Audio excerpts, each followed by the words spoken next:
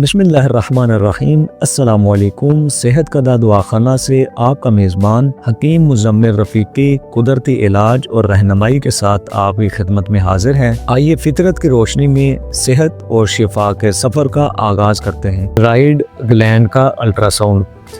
تو thyroid gland جو ہے، اس کے الٹرا ساؤنڈ میں جو عام طور پر طبی اصطلاحات ٹرمز استعمال کی جاتی ہیں، ان میں سے ایک ہے گوئٹر۔ گوئٹر کا مطلب ہوتا ہے تھائرائیڈ گلینڈ کا اپنے سائز میں بڑھ جانا۔ اسی کو اردو میں اور عام زبان میں گلڑ کہا جاتا ہے۔ اس کے بعد ایک اگلی اصطلاح ہے تھائرائیڈ نوڈیول۔ یہ یاد رکھیں کہ نوڈیول لفظ جہاں بھی آئے، نوڈیول کا مطلب ہوتا ہے گلٹی۔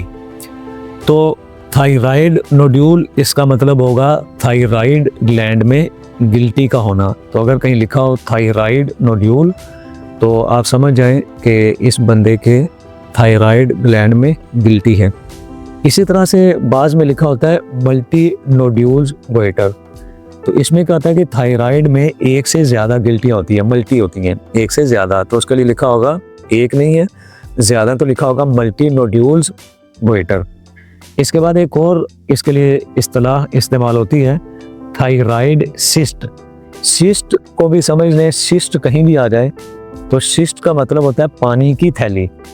تو تھائرائیڈ سسٹ یعنی تھائرائیڈ میں پانی کی تھیلی ہونا۔ تو اگر تھائرائیڈ گلینڈ میں تھائرائیڈ میں پانی کی تھیلی ہے تو اس کے لیے لکھا ہوگا تھائرائیڈ سسٹ۔ اللہ آپ کو صحت و شفا عطا فرمائے۔ ویڈیو پسند آئے تو لائک اور شیئر ضرور کریں، کمنٹ سیکشن میں اپنی رائے کا اظہار ضرور کریں اور چینل کو سبسکرائب کرنا مت بھولیں۔ اگلی ویڈیو تک مجھے اجازت دیجیے۔ فی امان اللہ۔